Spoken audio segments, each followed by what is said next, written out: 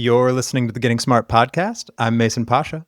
Today, we are joined by Zachary Cote, Executive Director of Thinking Nation. Hey, Zach, good to see you. Great to be here, Mason. We released the episode of the podcast today on the day we're speaking with Ron Dahl from this trip to Lone Rock. So it's like getting the band back together asynchronously. I remember the hike with Ron, and I feel like you and I switched off walking with him just so we could feel like we were being poured with wisdom. He has this quality where he tells you at the end of the conversation what it meant to him, which I love. More people should do that. It's a beautiful thing. Today, we're talking about civics, which was the occasion for that event we were at together. What was your formative civic experience in your youth? Something that's probably not normal, and I think it'll lead into our conversation today, not traditionally civic. When I was in college, I was a history major. I had always loved history and old things. Once I became a history major and started to engage with this discipline, I began to embrace the power of perspective. When we talk to our elders, and we should heed their wisdom, but that wisdom is often confined into an individual experience. And what I was learning in my study of the past, I was gaining the perspectives of hundreds of experiences across time and place. And it gave me, one, I think, just a more empathetic and humble perspective of my own vantage point towards the world. Hmm. It reduced my anxiety. When something would hit the news, and things are constantly hitting the news, and everyone was like kind of jumping, responding, or feeling like we needed to react right away, and with something that is like concrete and dogmatic. And I was slow to speak and quick to listen, just processing these perspectives. I started to understand that historical thinking, or these dispositions towards stories and information, can be a really powerful tool in how I navigate the present. Hmm. This leads into, it's not a formative civic experience dealing with civics in the traditional sense of government, but in the sense of a civic disposition or virtue. How do good citizens operate in a democratic society? I felt like historical thinking was giving me those tools. I love that. I don't remember the name. You had a quippy name for this thing you're doing this year where you're only reading people who've been dead 150 years or something. Yeah, so my New Year's resolution, it's called Breaking Bread with the Dead.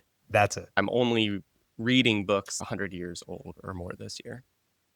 Amazing. I love that you're continuing the legacy of looking backwards to look forward or to inhabit the present. That's a very cool practice. And I'm not sure I'm going to go back. I I mean, mean, there I'm is, sure, yeah, I'll be more flexible and not as rigid as like if it's not 100 years old, I'm going to read it. I feel a sense of peace I haven't felt in a long time, just in engaging with, long form stories that aren't rooted in a like very fast paced culture. yeah. That's you can feel that in the pace of the writing, the way our syntax has changed over the years. The books are like this big, I like know, they're yeah, they so are. big. They're so big. I would love to help our audience understand Thinking Nation. You studied history, became Hmm. a teacher, and Hmm. started this organization. Talk to me about that journey, the impetus for starting this, and what y'all do today.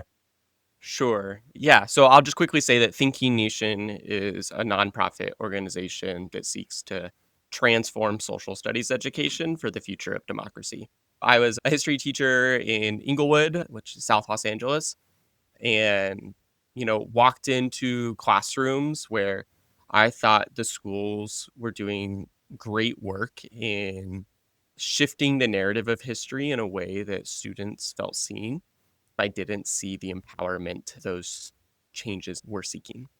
I reflected on that civic experience. What made me feel empowered was my ability to think historically. I rebuilt the class and the department to be rooted in this concept of historical thinking, that history is a discipline that we engage with rather than a content that we retain.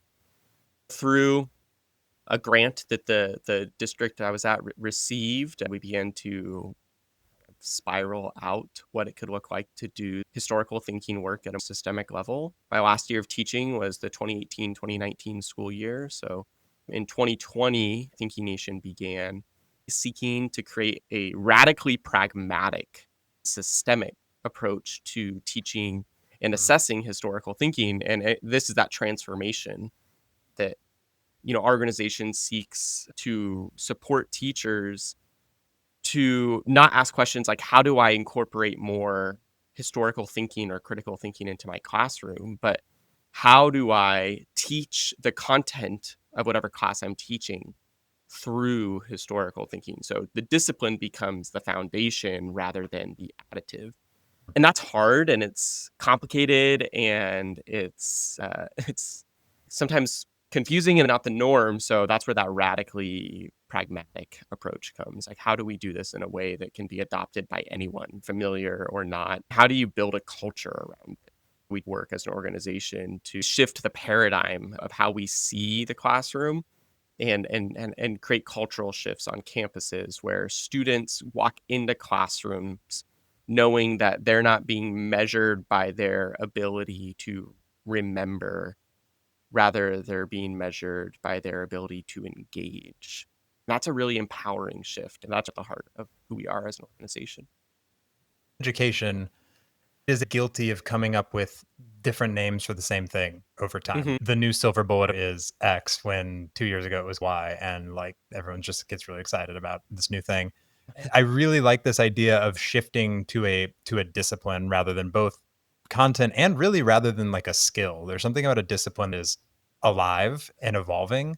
You can't become the end of a historical thinker. You just that is like it is a lens with which you see the world. It brings to mind the idea of literacy, which we've Mhm. chalked up to a skill. You say someone's literate or not, but literacy has changed a lot in 10 years. You've got digital literacy, media literacy, AI literacy, all of these things for me stack into this bucket of just like what is literacy in the modern Yeah. era.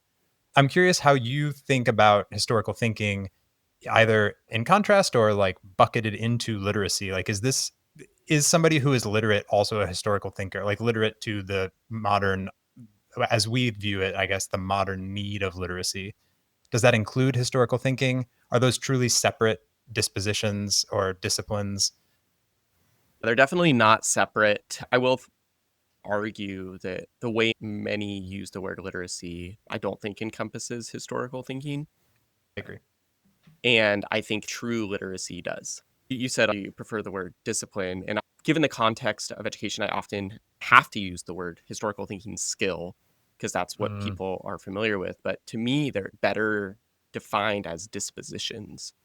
yeah. A disposition is an orientation towards something. When I think of literacy, I also think of literacy, true literacy, as an orientation towards something, Yeah. approach. To be literate is to kind of have this, flexible thinking, this flexible mindset to approach information with curiosity and then have a pathway toward satisfying that curiosity. And I think we in like kind of the I don't know, the wave of education reform and pushes, we focused on curiosity at younger levels and then not at older levels, which is problematic. But even when we focus on it at younger levels, we focus on curiosity without a pathway towards satisfying it.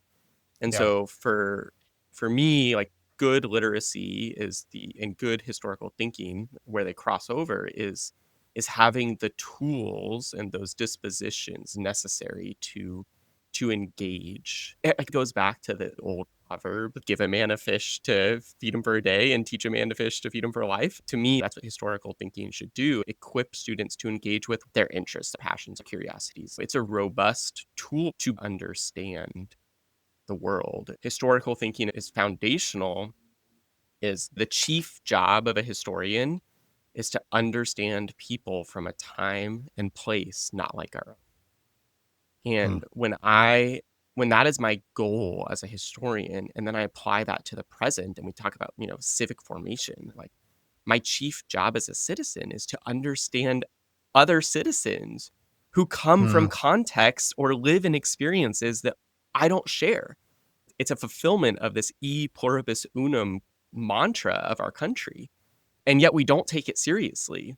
They're absolutely necessary to combine. I do think the way we define literacy as a collective now falls short. That was a great answer. I love that framing of understanding people from a time and place not like our own. On the opposite side of that, and this is a place where I spend a lot of my time, is really imagination, where you're Mm, also trying to do the same thing. We talk a lot about futures thinking and getting smart. It's almost an inversion of history. You're looking at data forecasts, all this stuff that might come to be to understand someone not here yet. It's a powerful practice, especially for system leaders who are leading districts and schools and these things that are really slow to change. And the time horizon of change is oftentimes decades, not years. And yeah. so you have to be thinking about the kid who's a kindergartner this year and what will it be like when they graduate in 12 years. I think that's a really interesting skill. When you were in the classrooms, did you engage much with that side of things, propulsive effect of history, like putting it forward rather than just how is it sitting with you today? A quick anecdote that comes to mind is you get the inevitable question 50 times a year, why do I need to learn this? Or why does this Hmm. matter from students? And a lot of times I would talk to whatever student said that and I would ask them if they want to leave a legacy. And they never said no. Yeah. Like they may like try to be devil's advocate and say no initially. And I'd probe a couple more questions and then they would start talking about how they want to be remembered or how they want people to see them.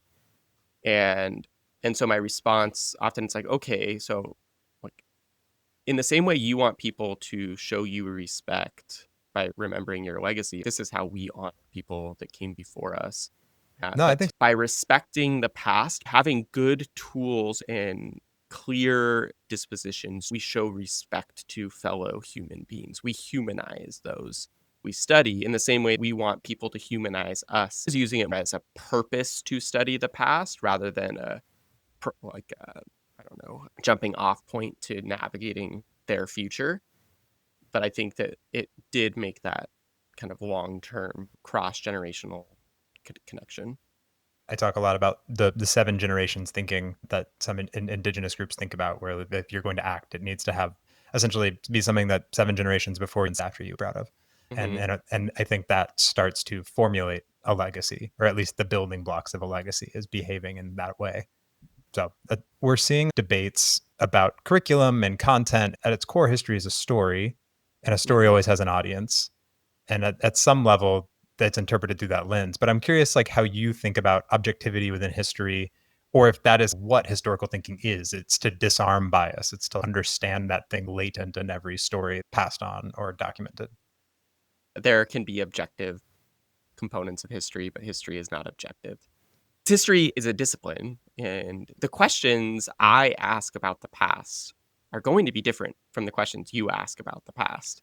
For And so right away, it's like we are, there was a historian, I don't know, maybe 70 years ago who talked about how like you can you can actually understand the present through the questions that the historians are asking about the past. mm, Like we look at the development of intellectual and social history. You see glimpses of the present.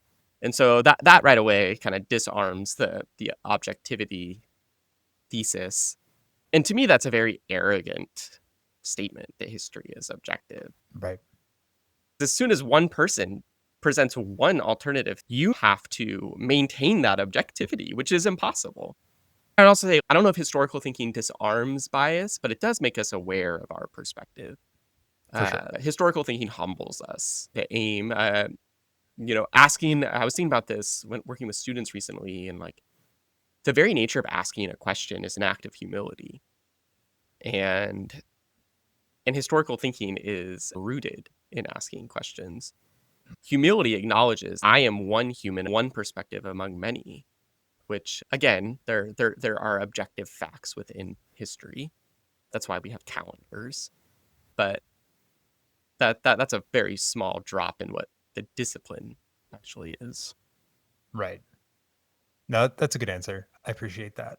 I I would love to ground this conversation a little bit right now and just like some examples of stuff. I know that you Thinking Nation does things with different schools, teachers, students, and I'm just curious if you have any stories of your own or examples that are kind of representative of what we're talking about today. Maybe a class did a project that was a good representation of this in a classroom.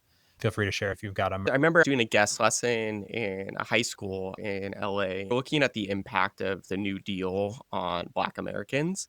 Hmm. We were reading a primary source, a testimony from Charles Houston, who represented the NAACP. He was speaking before the House of Representatives, calling out the racial discriminatory aspects of the New Deal. Sharecroppers and household workers weren't compensated through Social Security, and those jobs were dominated by Black Americans.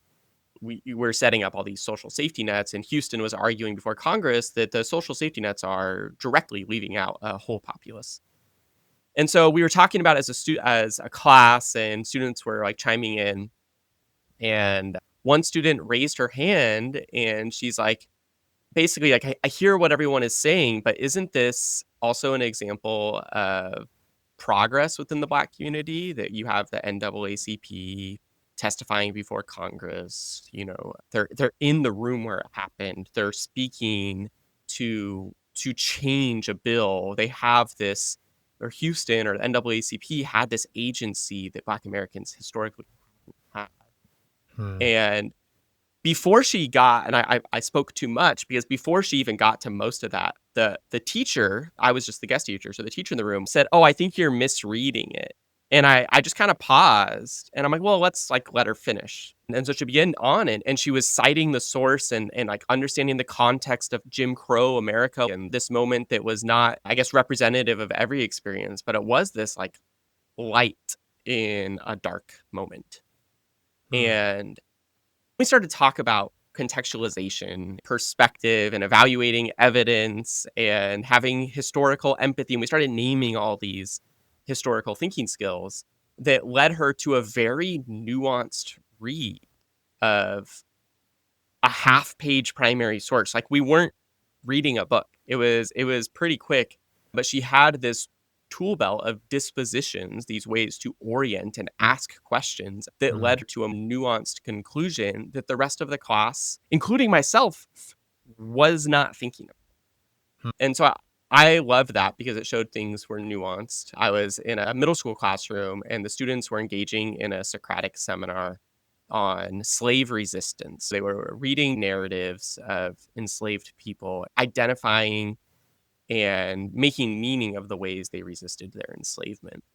And one student began to talk about the trope of a good master.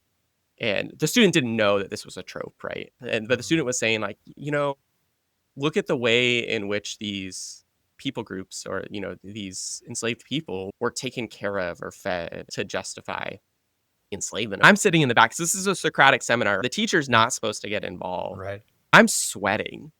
How do you read these primary sources and get that? But I wanted to see what would happen. Another student calmly started to read the excerpt from Frederick Douglass, and that came from his first narrative.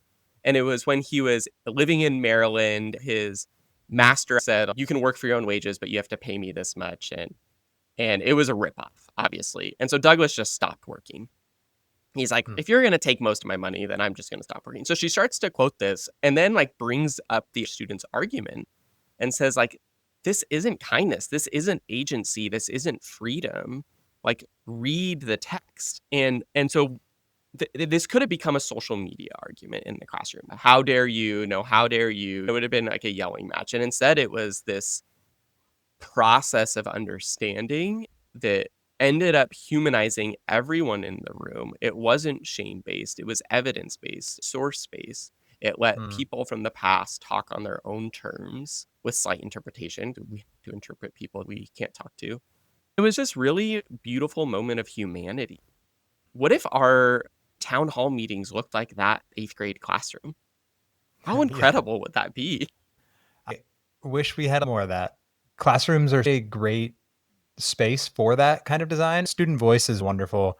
Socratic is a great method. Schools are an intergenerational space that could facilitate conversation and actually invite more people into the room and have it be less siloed between like the student's time to talk versus like the teacher's time to talk. It's the conversation we're having, and those spaces feel alive when that happens. Yeah, that's a cool example. I think we need structures to do that well. Sure. I think that's where historical thinking is really valuable. If I, Mr. Cote, right, come in and make the claims of how we do things, it becomes about me. And I think when structures are outside of ourselves, historical thinking, history is outside of ourselves. And it's Totally. a really important tool. Also isn't contingent, like kind of like you brought up towards the beginning of our time, like contingent on the next best thing in education. Historical thinking is necessary for AI literacy, media literacy, digital literacy, first grade literacy. It's not timeless, but long lasting. It fits the Yeah. 7 generations framework in a way What that others don't.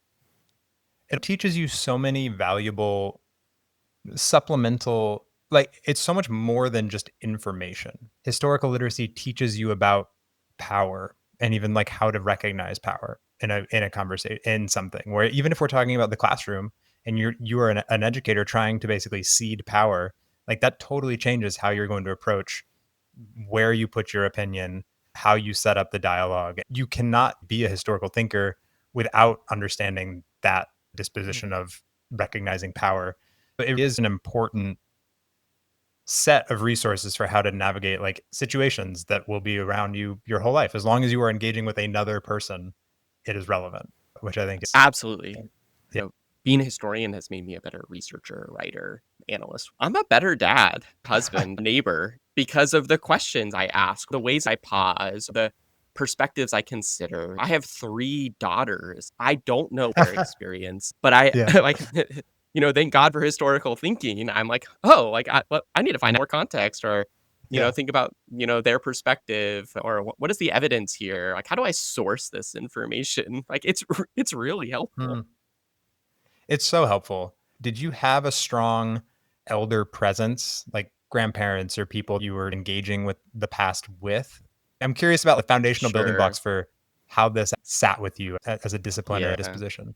Yeah. When reflecting, I recognized I found myself sitting next to my grandma or grandpa during family meals or holidays rather Yeah. than at the kids' table, asking them a ton of questions. I grew up in California. My family's from New York, kind of in the middle of nowhere, going there, reading tombstones, asking my grandparents' friends who still lived in the town.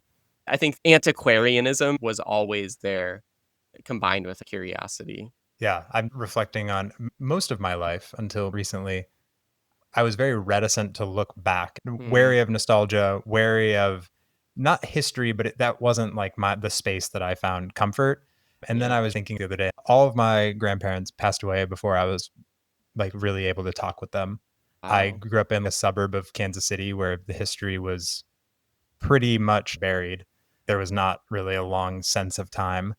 Despite growing up in an older house, it was an interesting it's interesting. I think we can get primed for that like disposition through factors in our life. A lot of the time, those things are kind of going away under our feet, even just in the aesthetics of a city in the Mm, United States. It keeps history at a distance unless the city is reckoning in time. It's to super go looking interesting. for it. Yeah, you do have to go looking for it. I think that's a great line to end on. Zach, thank you so much for bobbing and weaving with me today along all these topics. And sorry to get you blacklisted from the civics community. This was a great conversation. For anyone listening, check out Thinking Nation. Until next week, we'll see you then. Thanks for tuning in to the Getting Smart podcast today.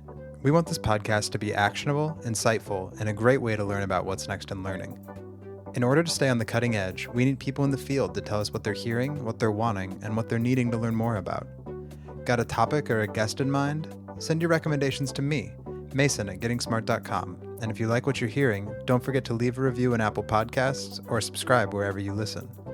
Feel free to share the podcast on social media using the hashtag GSPodcasts. Thanks so much.